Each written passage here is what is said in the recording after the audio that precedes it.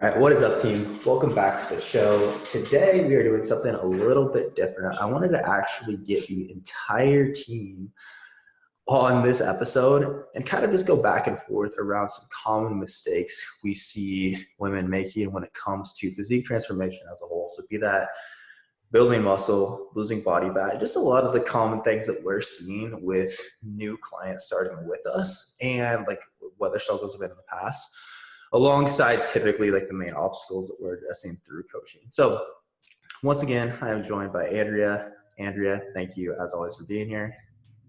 Yeah, thanks for having me. I'm excited to have all of us on this call. I am too.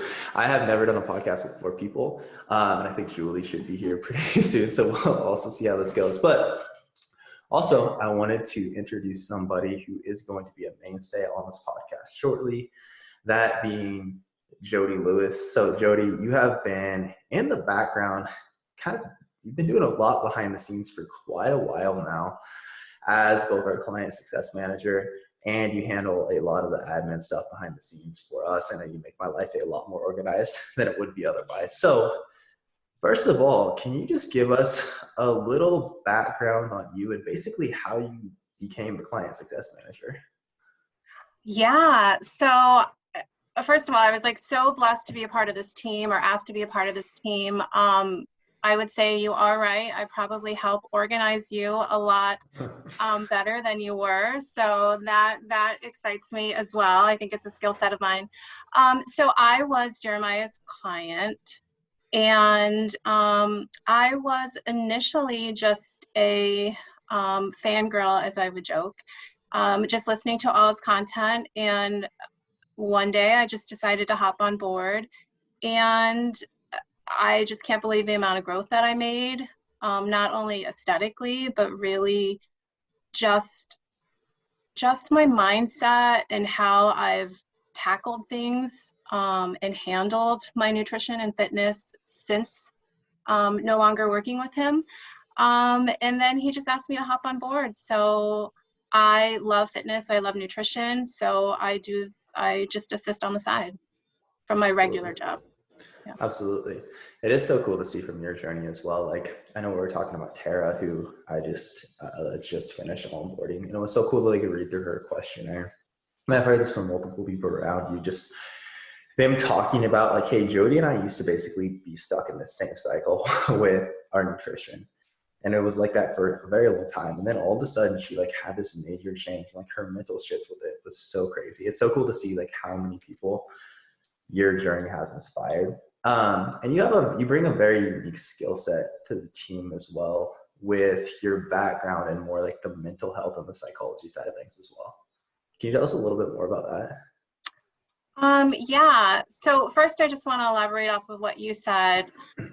Just as far as my mental shift with training and nutrition. So, I've been pretty active my entire life. I'm in my mid-40s or almost mid-40s. And, I played sports. I played sports in college. I stayed active throughout.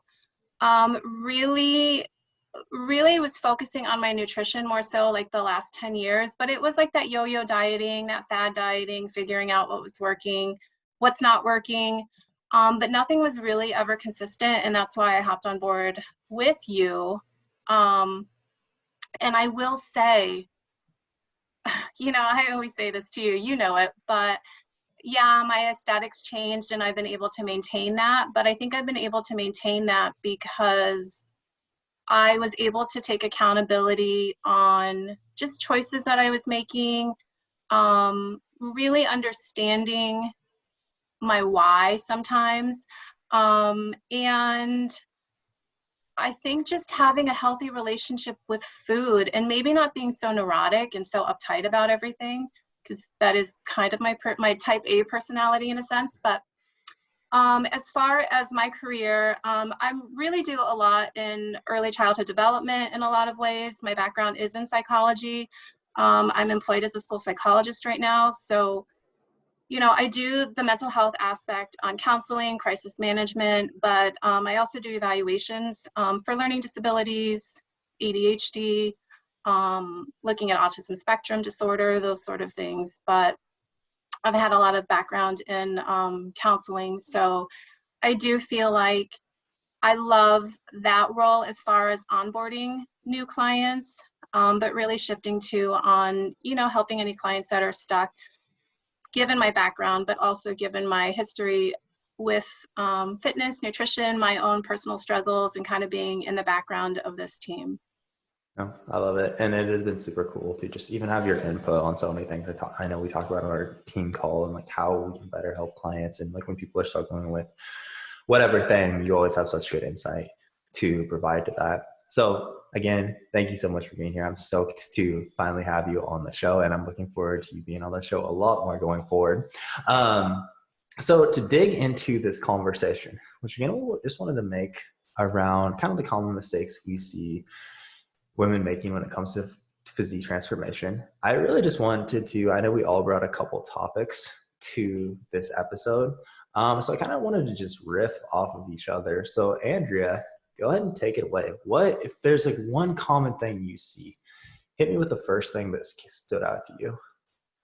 One of the biggies in training is not taking training or not taking each set near enough to failure within the appropriate rep range. So like somewhere between 6 and 20. There's a lot of like HIIT style classes where you would technically get to failure, but it's the wrong exercise, that like maybe a squat and press. So, if you think about how much you can press, that's a lot less than how much you can squat. So you might reach failure with your shoulders. It's more likely going to be your cardiovascular system. So just not, I guess that's a 2-for-1 thing, not choosing the right exercises and not taking it near enough failure. Absolutely. And I know that was one of mine as well. I know that anecdotally, I feel like typically we see people on one of two ends of the spectrum, where on one end, I feel like I've seen more like, it's almost always either, hey, somebody's taking things too far to where they always take things to failure, or it is, hey, you've like been in the gym and you have like you've been training, but it's like, okay, hit 12 reps, so I'm going to stop here, and not really considering at all how close you truly are to failure, right? So typically I feel like people fall on one end of the spectrum or the other. I don't know if you've noticed this as well, Andrea, but, and I think you were kind of alluding to it in what you said there. Typically what I've seen is when we get to like understanding this concept of RIR and rest and reserve, and like how important it is to push close to failure to stimulate muscle growth, typically it seems like people are a lot quicker at like taking their upper body movements to failure, when it's like with the lower body movements, hey, we still have a long ways to go here. Like you could add a lot more load. Have you seen that a lot as well? Yeah, for sure. I notice this in myself too. Like pressing movements especially are so easy to take to failure because you're just like for the most part extremely stable. Like on a chest press with dumbbells, you can like that's the only variable is like how close your muscle is to failure. But like with a squat, you have all kinds of other variables. You have more impact to your cardio system, you have your core, you have like the fatigue of your upper back holding the bar. There's just all kinds of different things. Plus it just gets extremely uncomfortable with your lower body. Like things start to hurt and get uncomfortable way before your actual muscle gets to the failure point. So I think that is probably the biggest difference between upper and lower body on that. Oh, absolutely. Especially with, like, you nailed it with like, and a squat is a movement where like a barbell back squat, of course we want to be careful, like actually taking that to failure. But again, like with lower body training as a whole, like to actually stimulate muscle growth, we probably want to be 3 reps or less shy of failure. So, I mean, I know like in form video feedback, that's like one of the most common things that I'm telling the women we're working with is a lot of times it is like, hey, this Romanian deadlift, that's a super common one. And a lot of times part of the issue is too like, hey, maybe you need wrist straps so you can actually hold a weight, like, because otherwise grip will just give out so quickly. Most everybody's going to get to a point quickly where they need wrist straps to effectively do a Romanian deadlift, I would say, unless you're doing like an over-under grip. But I think Romanian deadlifts, and then like, man, I don't know if it would be like a squat and lunge pattern or a hinge pattern. As a whole, I feel like just lower body, it's a lot easier to be like, okay, I'm feeling tired. This is getting kind of shitty. like, I'm going to stop now, when we have to truly gauge, like, are we actually taking this within a few reps shy of failure? Because straight up, for most people, it's just going to suck a little bit more with lower body, but you're going to get the result. We have to kind of take it there. Any Yeah, thoughts? and you may have already said this because I lost sound for a second on here, but that's why, to me, that's why exercise selection is so important. Did you touch on that? Because I didn't know. That's a good okay, point. yes. So with that, there's just so many exercises. Like, let's say the back squat versus a hack squat. In a hack squat, you're completely locked in. The only variable is like your quads, or the muscles that are lowering and raising you. So in that movement, and if anybody hasn't seen that machine, you basically put your shoulders under these big pads. There's a big plate that you put your feet on. You unlock it, and that lets you go up and down. And then it's basically kind of like a leg press with your upper body moving instead of your lower body. So you can just keep going without fatiguing any other muscles until like you're done. With something like a back squat, like I mentioned before, there's just so many other variables. So exercise selection, that's one of the things that I've really changed my mind on and learned a lot about in the last like 2 years, is sometimes like the big compound movements aren't necessarily the best. And for the most part, it's because it's just so much simpler to take things to the failure point with the target muscle, with something that's made for doing that, like a hack squat or like a leg press or leg extension, something like that. That is such a good point. And I know that's something that both of us do very much from an exercise selection perspective. For a client that might not be experienced in like getting as close to failure as they need to, typically we try to set it up to where like you have to think as little as possible to do the movement correctly. So like that's a perfect example of like, okay, if you are a beginner client and you don't care how much you can back squat, you just want to see your physique change, you want to get leaner, you want to build lean muscle. We'll almost always err towards that option where it's like the hack squat. Okay, just like basically put your feet here, hit this depth, and then like it's pretty hard for us to not do this correctly. And you can just focus on the output rather than stabilizing in all these little nuances. And then over time, like for a client like that, then over time, like as they get more skilled, we can get more complex. But I think like that's such a good point, especially if you're somebody that's struggling to take it there. It might be a good idea to actually regress to like simpler movements, because also it is easier to like, I would say even from like the mental perspective, it's less fatiguing, at least for me, to take like a hack squat. It's literally, or like a leg press, it's literally less fatiguing to like take it there, but still get a good idea of like what that feels like versus like a back squat. Does that make sense? Yeah, for sure. Cool. Jodie, did you have any hot takes on that? Yeah, I mean, I feel like you guys are the pro. I just kind of come with what I've learned from, the content that I follow. But, one of the things that I think about too, when we talk about exercise selection, or even going, I think more so for me, which I've noticed in myself and feeling fairly experienced, but even if I have friends come over that aren't as experienced, I think your sort of your brain or your emotions, all of that stuff kind of gives out before actual, like the muscles that you were working.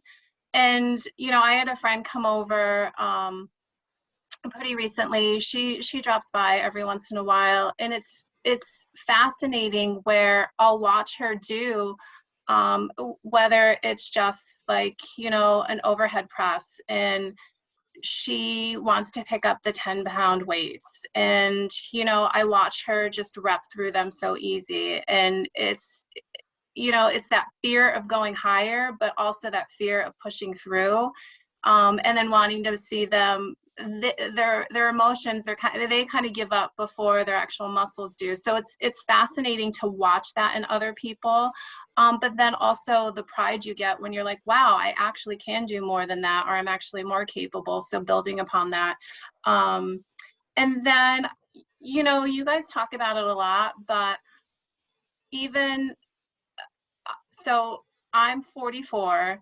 I have done, like, I've run half marathons, I've done like the whole cardio thing. I've done P90X. I was really big into CrossFit for a while. And it's really interesting because I feel like I've always been in shape, but now, you know, really looking more into physique development, I just feel like my body looks the best it ever has. So, you know, I guess it depends on what, you know, what you really are going for. You know, for me right now, just that high intensity is just, it's not gonna, it's not my goal right now because I really am looking for longevity. But I think when we talk about exercise selection, you know, it's just, it's important for physique development and goals in that sense. Oh, absolutely. I think Andrea was the first person I heard say this, and I really like the way she put it. Whereas if you just want to basically create a smaller version of a body with the same shape, just focus on fat loss. Now, Andrea, I'm sorry if this wasn't you that said this, but I'm pretty sure I heard you say this. I was like, I really like that. But if you want to actually, okay, weight loss. There we go. Yes. But if you want to actually change the shape of your body, then again, we need to focus on building muscle tissue, which, as you mentioned, Jodie, is going to be most effective with like us choosing the right exercises for hypertrophy, rep ranges, proximity to failure, etc. Right? Like if you like intensity, you like just feeling tired, and that's the main thing you want out of this. Like CrossFit or HIIT classes or P90X is great, but it's not going to be the fastest way to actually get like those aesthetic changes. So I really like that. I really love the points from both of you there. Yeah, and I also love not being dead on the floor anymore. You know, we talked about it the other day. You were asked how my training was going, and I'm like, there's some days I don't work up a sweat, but I mean, but my heart is pumping from like, you know, like a myo rep or, you know, superset or, you know, that's like my cardio now, and it feels good to get that pump. But it's, I mean, I used to be like dead on the floor for like 5 minutes. So it's really nice to not have to do that anymore and get even better results. I love it. Have either of you ever done like a set of split squats and then just like been hit with this wave of emotion? Like you just feel like you're literally going to cry. Has that ever happened? I like actually have this thing. When I remember when I was working with Steve Hall, I've had this a couple times where like I'm I'm not like a crier or anything, but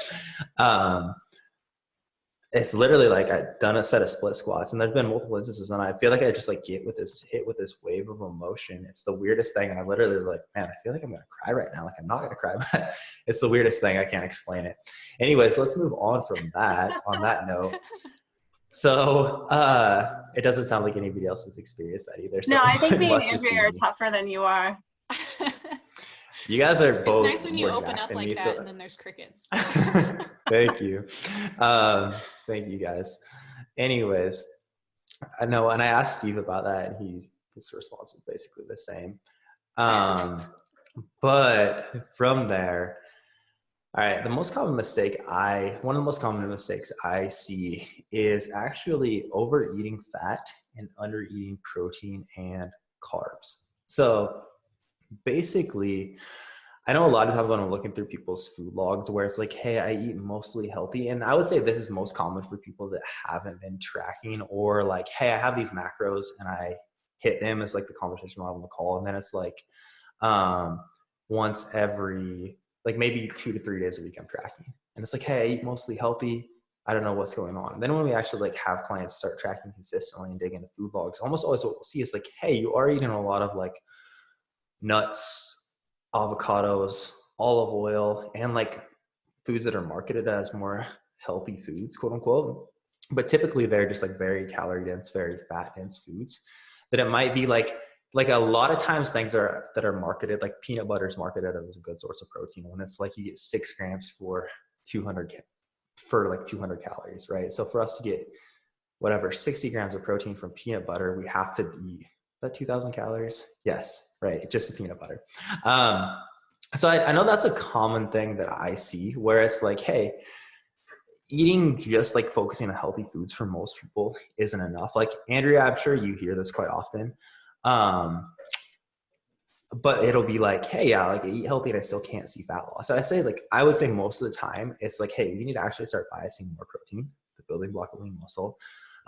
That's going to also burn more calories during digestion, and carbs. Those are going to better fuel the way we're training and your recovery, actually building muscle. Do you see that quite often as well, Andrea? Oh yeah, all the time. I think that the like fad diets or any like wellness people that you see on Instagram, they're much more biased towards fats, like you said, nuts, avocados, chia seeds, like that kind of stuff is basically the foundation of every like foodie type of blog recipe. So Oh, yeah. I don't know how that I don't know if it's just like all of the things that we hear about, like carbs spiking insulin and all that kind of thing, and that is what has shifted everything toward such high fat meals. But yeah, I see that all the time, and it is frustrating because like you are eating healthy because you're including vegetables and you're including those healthy fats. It's just in the wrong proportions and also extremely inconsistent. Right, right. And that's the thing to understand. None of this is to demonize fat. But I will say, and like this is all of this is, of course, like a lot of this is backed by science as well. But we're also just speaking a lot of like what we see anecdotally. And I'll say I never see a client come in who's like, hey, I'm struggling with fat loss. And we'll see like, wow, they're eating a ton of protein and a ton of carbs, but fat is super low, right? Like that's just not like something. And it's not to say, again, like, the most important factor here is going to be overall calories. And this also isn't to demonize fat by any means. We definitely need some fat in order to be healthy.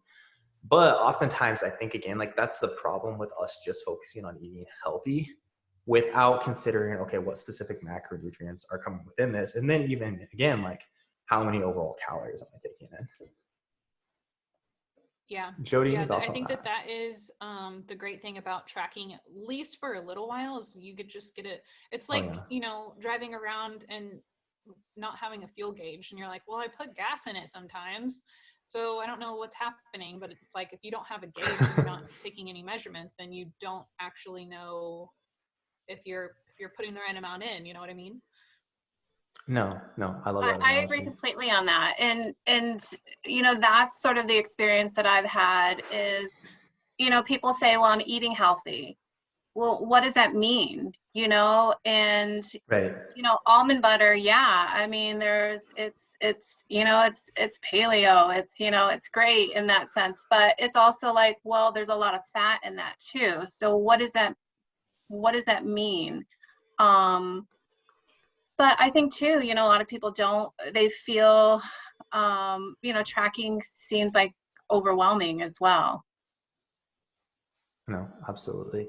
But from my perspective, it's always crazy how I think the most important thing here is to like weigh the pain. Like on the initial call with clients, I have this conversation a lot because there oftentimes is pushback from tracking. And I'll usually frame this as, hey, I get it.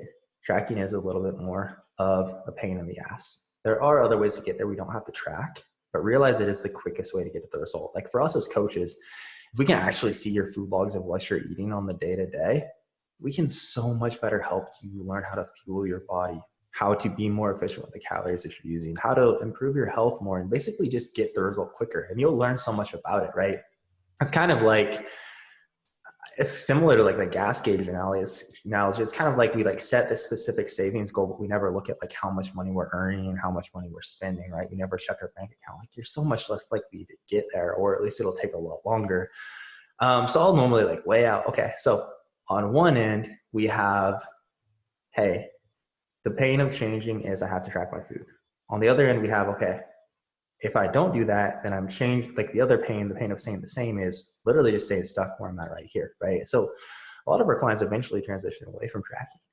But if you're willing to do it for 3 to 6 months, like you've been trying to get out of the place you're stuck in for years, right? Is doing this for 3 to 6 months worth that? And I think like when you can look at it like that, it's such a helpful thing for most people.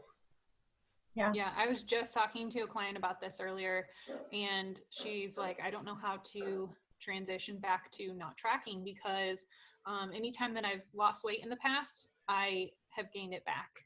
And so Right. the whole picture was like a reverse diet conversation. But with regards to going back to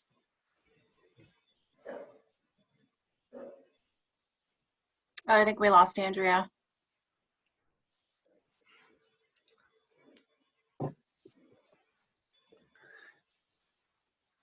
So What Andrea sounds like is having some sound difficulties Okay, there. I've been tracking There we go. this breakfast for 6 months now, and I know that it has X amount of calories and X amount of protein. And then you can look at different foods and sort of know what's in them because you've been tracking for so long. So it's like, if you go straight to intuitive eating without ever having measured anything, then you're just going to be lost. But intuitive eating, after you've had a foundation of tracking things for a while and you know what does well with your body, and you know, you can sort of eyeball portions of things, then you can go forward with that. No, absolutely. I couldn't agree more. It's basically like tracking is the quickest way for us to teach you the habits you need to have in place, like building your meals around protein and fibrous carb sources and understanding filling foods and all these different factors that when you do want to transition to like more quote unquote intuitive eating, which I would really call like habit-based eating, right? Like, Yeah. you know, intuitively, like I drink a bottle of wine every night. But that's not necessarily what's actually best for me, right? But like you understand these habits and the different structures that we need to have around this. So I love that point. Moving on, Jodie, did you bring topics to this? I don't know if I actually told you to or not. Jeremiah, I am always planned. I figured you would be prepared ahead. All right, what do you got for us? So I sort of assumed we would have a lot of similarities. For me, I think one of the pitfalls is really lacking patience. So I think clients not having patience with the process, wanting immediate results.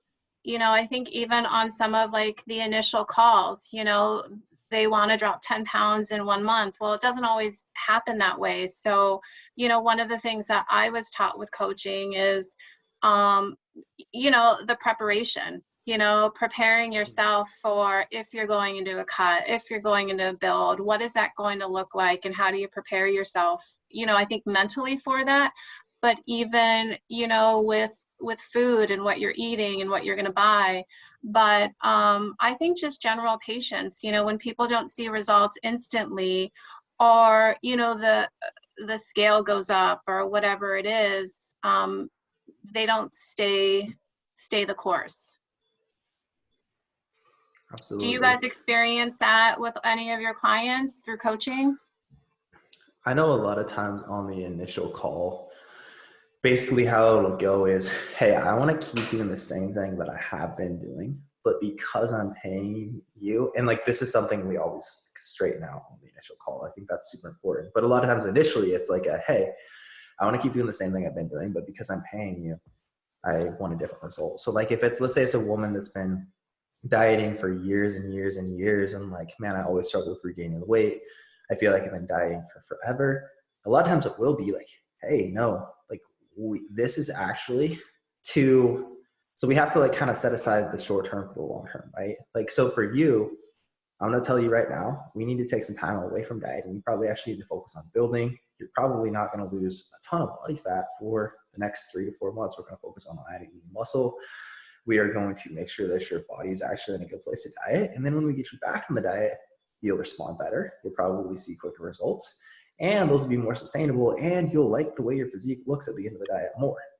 Now, on the flip side, what we could do is, yes, we could continue to do what you're doing right now. We could continue to diet you down. And like over the next 30 days, that'd be more immediately gratifying because you probably would see the scale drop quicker.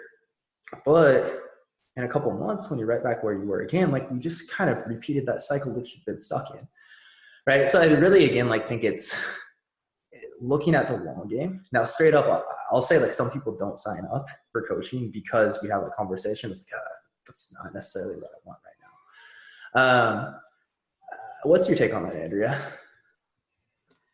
Yeah, I think that you guys nailed it with all of that. It's so hard to think ahead a year rather than the next 30 days. I like, we all get that. We're all impatient. I mean, everybody is. That's just human nature. Like, nobody wants to think about saving for retirement whenever they're at 25. It's kind of the same thing. Like it's delayed gratification. So if you can invest in yourself for the next year, that result is going to last a lot longer and be a lot more aesthetically pleasing than anything that you can do in the next 30 days. So I'm just reiterating what you guys said, but I think that that's so true. And just to add a little bit more on that too is, right now I'm in a building phase and I'm already mentally shifting like when I go into a cut. And one of the things that's like beneficial for me as well is it is really a short time frame, and there are a lot of times, whether it's whoever, if I'm working with a client and it's like in 10 years, it's going to be a blip on the radar, right?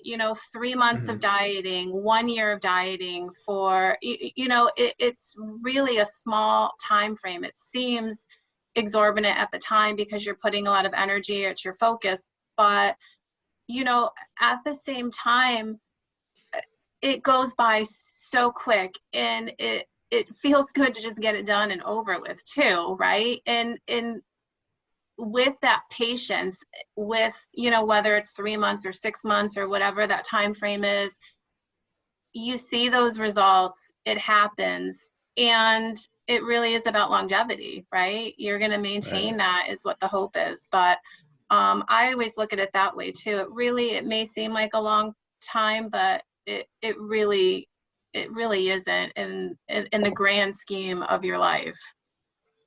Oh yeah. And I look at it as taking it a little bit longer to do it right so that you don't have to do it again. Now, like, of course we need to take that with a grain of salt as well, because I mean, like, all of us, the reality is most people that get into this want to continue to see progress for the rest of their lives. Like you said, like Jodie, you've gone through fat loss phases, you've gone through building phases, and cycle back and forth between those. But I mean, especially if we're talking about like, hey, I have 30 to 40 pounds to lose, or like, let's even say like 15 to 30 pounds to lose, and I don't feel great, I don't feel super lean. Like the almost epic journey that typically that first like big fat loss phase to get there is, like, that's the only time we have to do it if we do it right. But again, if we just focus on this quick fix, that's why so many people have like every January I lose 20 pounds. And then by June, I've gained it all back and like live in that cycle. Because again, like if we took a little bit longer, if we did this the right way and actually sustainable, so where it was actually sustainable, you wouldn't have to relive that every single year. Andrea, did you put that one out there? Jodie, that was you. Okay. No, that was Yeah. What was your next point, Andrea? Well, my next point was going to be eating enough protein, but we kind of touched on that one already. Do you want to go deeper into that one, or? Yeah, absolutely. Okay. Let's move on from that one. I think that's something. I feel like I've just talked about protein so much on the podcast as of late. I don't want to bore people with that one. I know one that stood out to me was attachment to a specific weight on the scale. I think that this is a big one because I know, because we work with mostly women, this is typically like what we're going to be speaking mostly to here. And I know a lot of times something that I see is like, hey, when I was in high school or in college, I was like this weight and I felt great at that weight. So that's the weight I want to get back to again, right?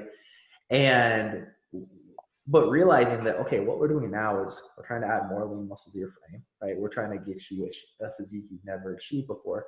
Almost always what I'll see is like most women actually, like, the way they want to look isn't as light on the scale as they initially expect. Whereas like most men, to like get as lean as they want, they actually have to lose more weight than they would expect. So I think that's a very large one I see that oftentimes we're talking through. And I know especially like in a building phase as well, to take it the other way, where it's like, hey, literally our goal in a building phase is to add lean muscle. So the next time you get lean, your body has more shape, you have more visible definition, etc. But adding lean muscle literally requires adding weight via muscle mass to your frame. So like literally our goal for you is to get heavier over the course of time. Like every time you're lean, if we're a couple pounds heavier, but you're just as lean as you were before or leaner, that's how we know this is working, right? That's how we know like we're adding muscle and we're changing your physique over time. But I know like that's a big mindset hurdle as well. And I know like this is a conversation I'm constantly having with our clients where it's like, hey, we're in a building phase and the scale's up. Yeah, like I know that's scary to see. Even for me, it's like a mental hurdle a lot of times to like, man, the scale's going up. Even though that's what I want, I still kind of don't want it to happen. But it's definitely something I think you have to constantly be focused on working through. Any thoughts on that from either of you? Jodie, you're in a build. I want to hear your thoughts on this. Well, oh my gosh. So I have so many thoughts. The first thing that kind of made me chuckle is poor Jeremiah when he was coaching me.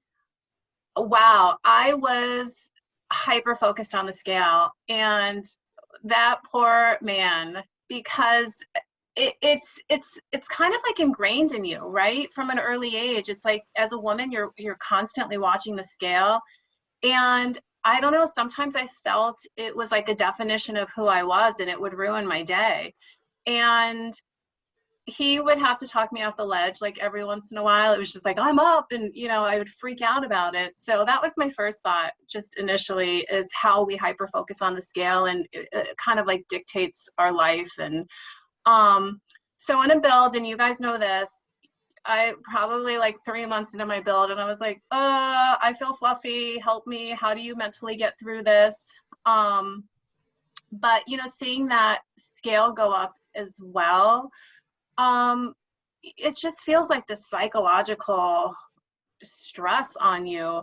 But one of the greatest things, I mean, it's great to have you guys to help, support me and Friends in Nutrition, but I always go back to thinking, I have a picture, and I would love to show it to you guys sometimes, but it was me at 150 pounds, just doing like cardio, running, maybe some P90X.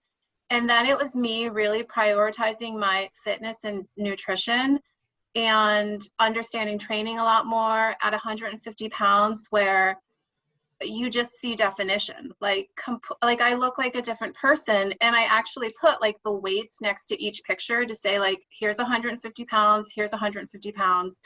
And just how different you look when you have muscle and a little less fat on your body.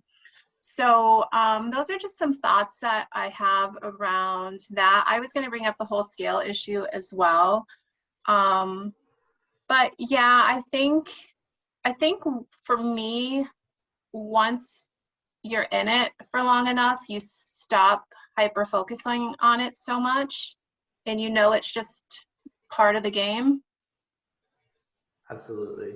I love the comparison of like actually having the side by sides too, where you're the same weight. Those are like some of my favorites to post, because I think that's so, because like the former you mentioned where it was like, hey, I was doing a bunch of cardio and like P90X, right? You might have, now I don't know if this is true for you, but I know a lot of times in that situation it'll be, okay, well, the thing I need to do is lose more weight, right? Where it's like, okay, actually you're the exact same weight here, I just have less body fat and I have more muscle tissue, which doesn't just require fat loss, but also probably requires some time building in order to get there. That's just like such an important thing to understand. Yeah. Yep. Cool. Julie, can you hear us? I can. Can you hear me? Yes, we can. We are Okay. stoked to have you here. Yay. So for the listeners, we have two first-timers on the podcast, both Jodie and Coach Julie is now joining us after some technical difficulties. So Julie, thank you so much for being here. Since we are pretty deep into the episode already, I imagine most anybody that follows me on Instagram or honestly listens to the podcast already knows who you are. I want to do an episode with you shortly to kind of intro you as well. But for now, let's go ahead and skip the introductions and get right into any topic you had around the struggles that or some of the most common mistakes you see women making. So far, we've dug into overeating fat, undereating protein and carbs. We dug into not training close enough to failure. We have dug into not being patient enough and also being too fixated on the scale. Was there anything else that you brought to this conversation that kind of stood out to you? Yeah, probably one of the biggest things I see is that just going to the gym with their program and doing more. So like adding extra stuff, doing more, where we have to have a conversation of like, okay, it's not doing more isn't better, doing better is better. So like, let's look at what your intensity level. So typically I just see that a lot where women are just kind of going through the motions and like doing their 3 sets of 10, but like they're just not pushing themselves hard enough.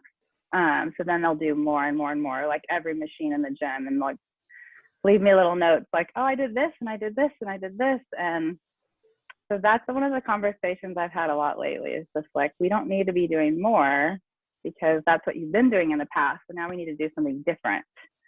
So yeah, that's definitely a big one. The scale was another one that we talked through that a lot, just with the scale, especially in the beginning, just kind of like what Jodie was saying. Especially with women that like haven't been weighing themselves on a regular basis. I think that it just takes time to get to the point where you see like the jumps, and then it comes back down, and then it jumps back up. And then after a while, like you start to just, I think like weighing themselves more often helps, because they start to see that. But until we kind of get past that initial barrier, I feel like it's a lot of just talking them off the ledge, like Jodie was saying, we're not looking at the scale from day to day. We're looking at the scale from week to week. We're looking at averages. We're looking at trends. We're not looking at, okay, the scale jumped up 3 pounds in one day. Okay, well, you didn't gain 3 pounds of fat in one day. So just talking through that and helping them to just be okay with the scale is definitely a big one.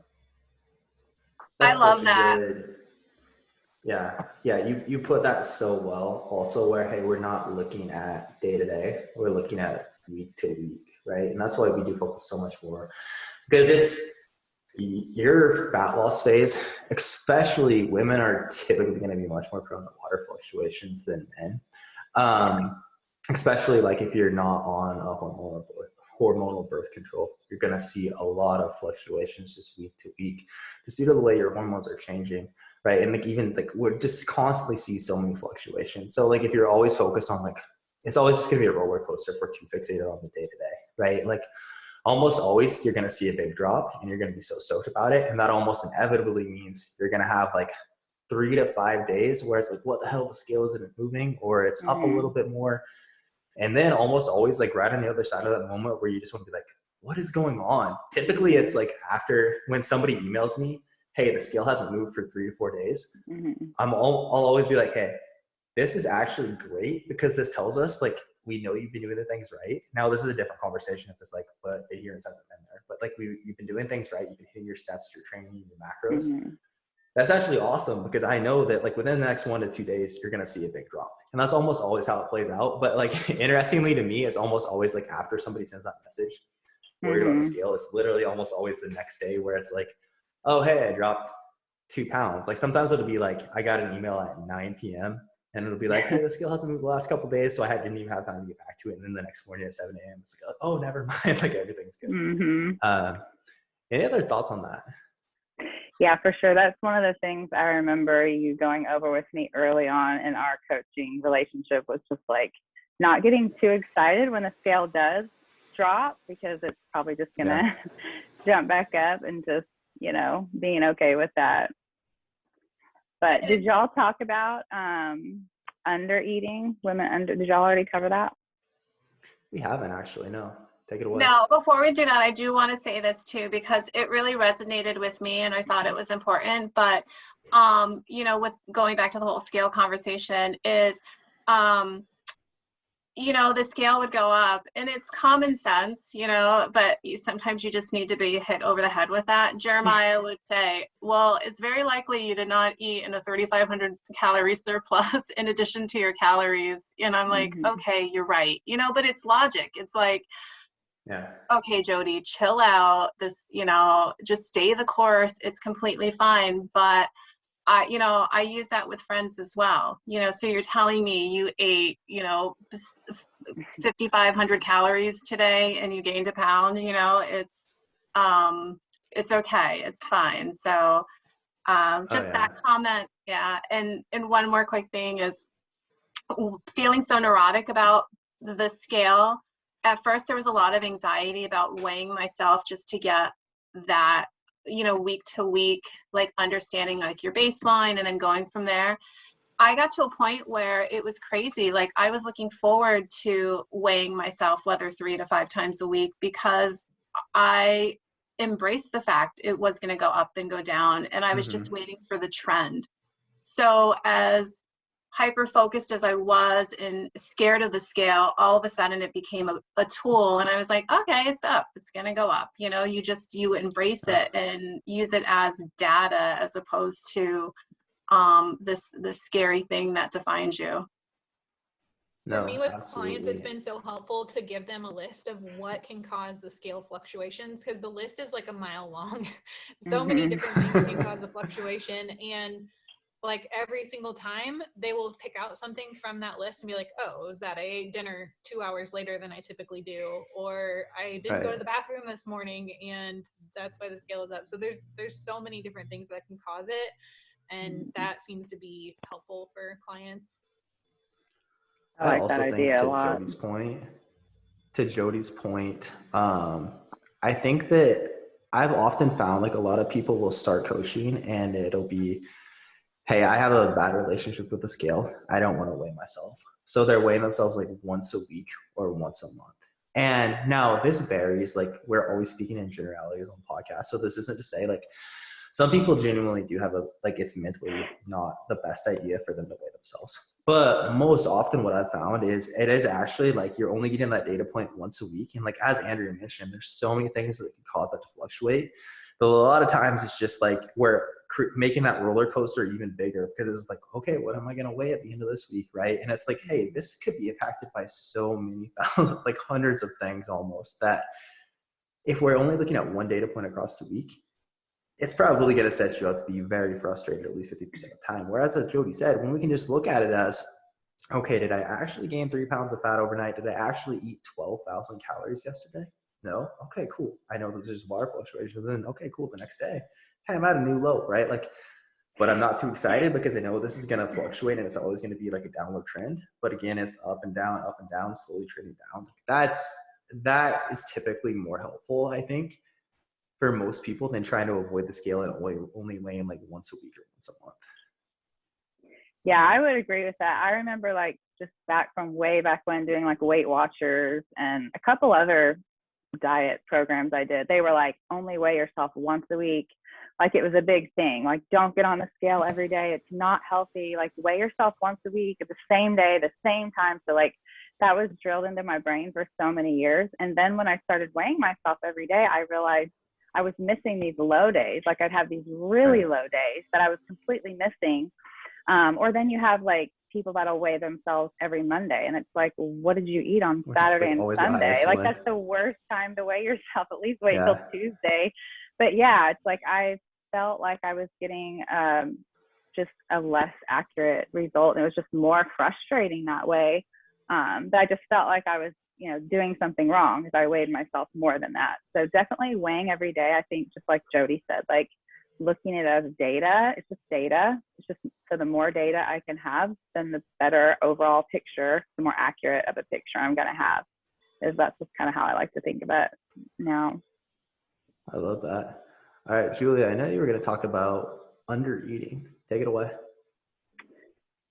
So I almost even hate to call it under eating, because I feel like almost 9 times out of 10, it's like, I'll look at the food journal and there's like nothing from, Monday through Thursday. It's like calories are super, super low. And this is all I eat. Like I don't eat anything. And then either, no tracking at all over the weekend, or it's like going out to eat 2 or 3 times a week and having drinks. And it's like, so it ends up being this just huge, like you're eating so little these few days. So you feel like you're not eating anything. Like they feel like they're dieting, it feels like you're dieting all the time, but really you went out to eat 3 times and you had alcohol 2 of those meals. And it's like, overall it's averaging out to where you're actually not in a deficit. And so I say under eating just in the sense of, I would say like during the weekdays, or most of the time they're under eating, and then just this big spike. So just trying to get, women to understand, like if you eat a little bit more during the week, if you actually feel your body a little bit better, especially like the days that you're most likely training during the week, then you won't feel like you need to just go crazy when you do go to a restaurant, or it's the weekend and now you're just sick of, dieting all week. But also you'll feel a whole lot better and just get better results. It's just going to be more sustainable. And I think that that's probably the hardest thing to get clients to understand, because they feel like, well, I'm already barely eating anything and I'm not losing any weight. So sometimes just trying to get that message across, and even just help them to see like the perception of what is actually happening here is not what you think. It's not what's actually reality isn't what you think is happening. I think that is really common.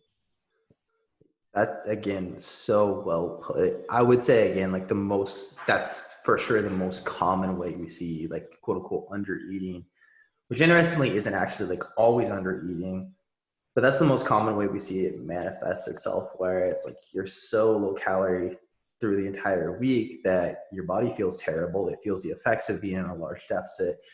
You're not able to build any lean muscle. You're not able to work out or recover like we want you to actually change your physique. But oftentimes, again, like the fact that you're restricting so hard during the week leads to this massive just like fuck it for 2 to 3 days on the weekend. And then we get to this point where, okay, like we're not really getting the benefits of our training. We're not adding lean muscle. Our body kind of feels like we're dieting almost all the time, but we're still not losing fat. And it's like just the worst place to be in. That was so nicely put. Andrea or Jody, any thoughts on that from either of you? I think people, for the most part, think that you can't undo a week's worth of dieting with a couple of weekend days. I think that's part of the problem, is that they think, oh, well, it's only 3 meals out of the week, but they're not thinking, again, like one restaurant meal is an entire day's worth of calories anyway, and then you have a couple of those plus alcohol, like Julia mentioned, and it really, really adds up fast. I think that's part of the issue, is they're just like, it's not that big of a deal. I dieted all week. Oh yeah. But I mean, and that's, I even like to put this as in terms of like on a grading scale. So I have to do the actual math here. All right. So if we're on track, just 5 out of 7 days of the week, if there's 2 days off, which doesn't seem like the big of a deal. That's like let's say you nail your macros in those 5 days. That's still only a 71%, right? Which is a C minus. Now, and honestly, I think this is the easiest way to like illustrate it.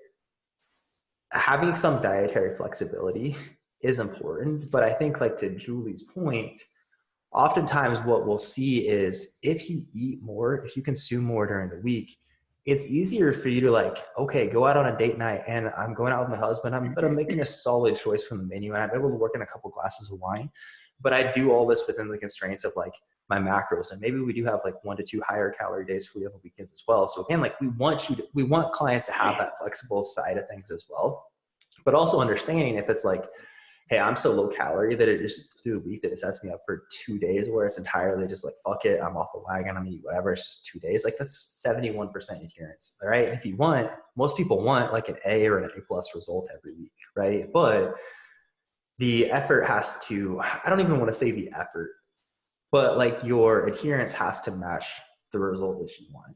Does that analogy make sense? Yeah, to me, it's a vicious cycle, right? I mean, it's like sort of binging and recovering, and there's like no consistency in that. And then you fall into that pattern. Oh, absolutely.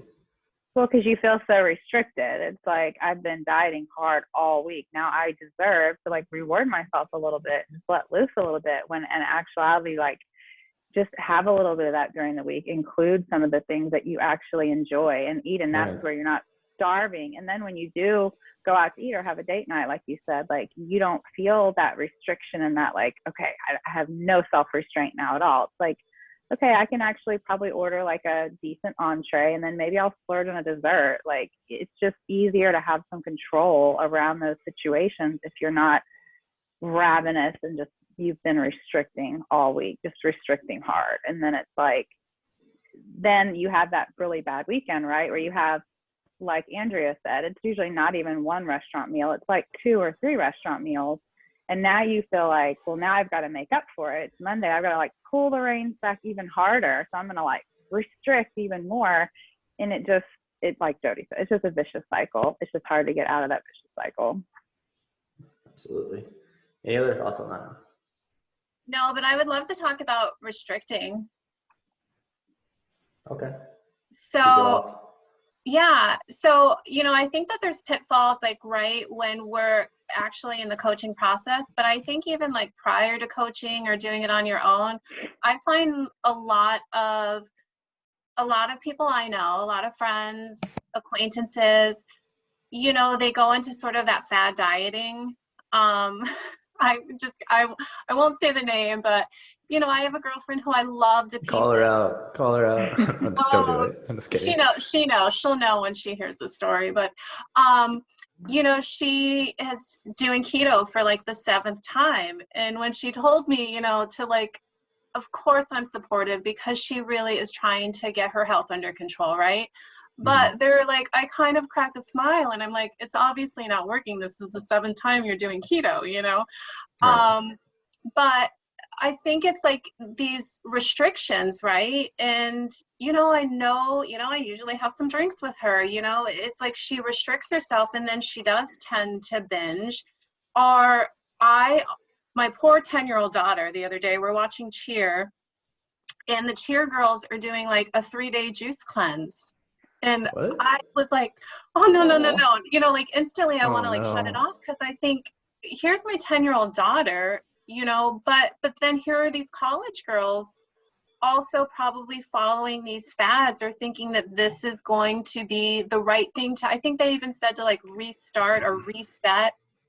And I almost went on a whole spiel with my 10-year-old daughter and I pulled back, but I do think that it's very common for women to fall into these fads. Right. And that's such a good point with like your friend that did it 7 times, or how many people have like done a juice cleanse and like, oh wow, I lost 10 pounds in 7 days. Okay, cool. Like, how did that work out for you long term? Why do you have to do another juice cleanse if it worked? Right. Same thing with keto. And again, like we go through phases of building fat loss. So it's not to say like you'll never diet again after your first diet. Some people do just want to maintain long term and they never have to diet again. But like some people, again, go through building phases and like, hey, we're going to add 5 pounds of body fat during that. And then we'll have to cut 5 pounds off. Right. And we'll kind of rinse and repeat the cycle.